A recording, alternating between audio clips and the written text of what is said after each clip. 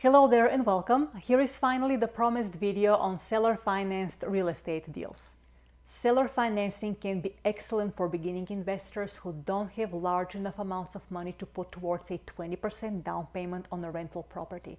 And in many cases, sellers would love to get paid every month and get the interest instead of the bank getting the interest, as it would be the case if you borrow money from the bank and the lump sum of money goes to the seller, and the seller then takes this lump sum of money for the house while the bank starts collecting the loan interest from you along with the monthly mortgage payment. So some things to consider. In real estate ads it might say seller will carry, seller will finance. Sometimes if it says sold by owner, it means that the owner-seller doesn't want to deal with a real estate agent. Doesn't necessarily mean they would finance though. Yet they might be easier to be talked into such an option when there are no real estate agents involved on either side. If a seller has not considered the seller financing option and does not need a lump sum of money, the second condition is important. You can go ahead and show a loan amortization schedule to the seller and have a discussion.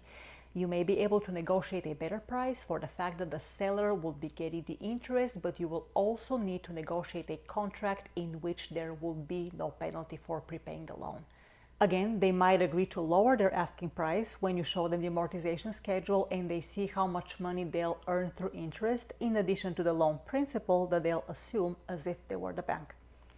This can be appealing to some sellers, especially if they don't mind collecting money month by month over the years.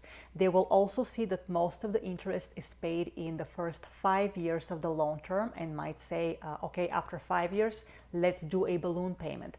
Please get a loan for the remaining amount of the money after 5 years and we'll call it a deal at that point.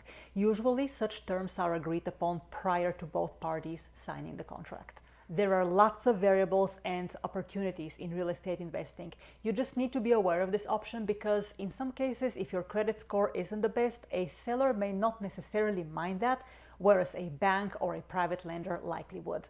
There is paperwork involved, of course. Your lawyer prepares a contract or their lawyer prepares the contract for the seller finance deal to protect them and to protect you as well. This type of paperwork is not very expensive. It could be a one-time expense if you can make the same contract work for multiple deals with minor adjustments as needed. I did it in 2015 with my lawyer and it has served me well. Even if I decide not to do a seller finance deal, just having the paperwork and the option is a wonderful thing because it opens yet another window of opportunity for me. Now, the seller finance deal you don't want to do is the one I came across in 2014 when I was first looking for properties. I owned no real estate in early 2014 and jumped straight into becoming a real estate investor. I remember one seller had an advertisement on Zillow. He had this house. It was at the time in the $170,000, $180,000 range, and he wanted 50 grand upfront or nearly 30% down payment and then 9% interest on the loan, when the banks were typically requiring a 20% down payment on investment properties and their interest rates at the time were 3.5, 3.75, 4%. And I was looking at this offer on Zillow and was like, this person has lost his mind thinking he has a gold mine there. The offer had been up for 8 or 9 months already, and to top it all, there were major repairs to be made on the house based on the pictures, and those would easily take another 40 or 50 grand minimum to perform and make the property presentable, either for living there or renting. So there was no way that seller finance deal would work. A seller finance deal should be a win-win situation, and that person clearly didn't understand this major requirement.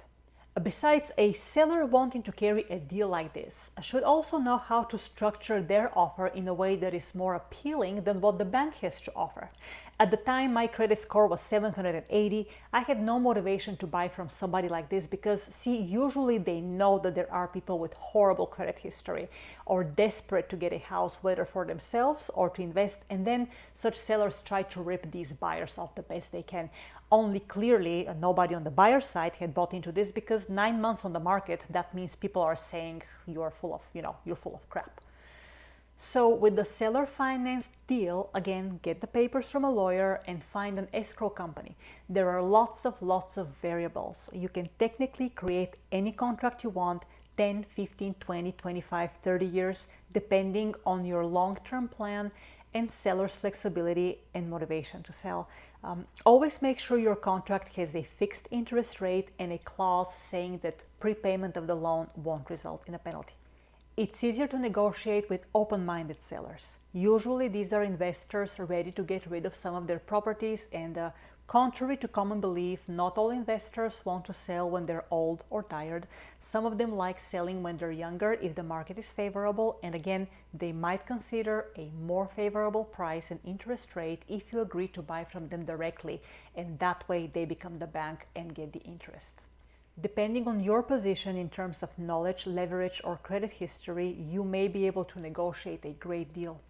Just know your interest, don't compromise too much, keep their interest in mind too, and if it doesn't work as a win-win situation, you move on to the next seller, all right? But this is a great way to get into investing in real estate. There is nothing to be afraid of. The worst thing that could happen is they can say no. And yes, while most people prefer to get the lump sum upfront because they either need the money fast or they don't trust someone to pay them every month, even though there is a contract, and of course many of them are not open-minded towards it, there are still quite a few who understand the benefits of seller financing, and as a beginning investor, you really might want to look into that. Just keep in mind that finding such deals may require a longer time commitment.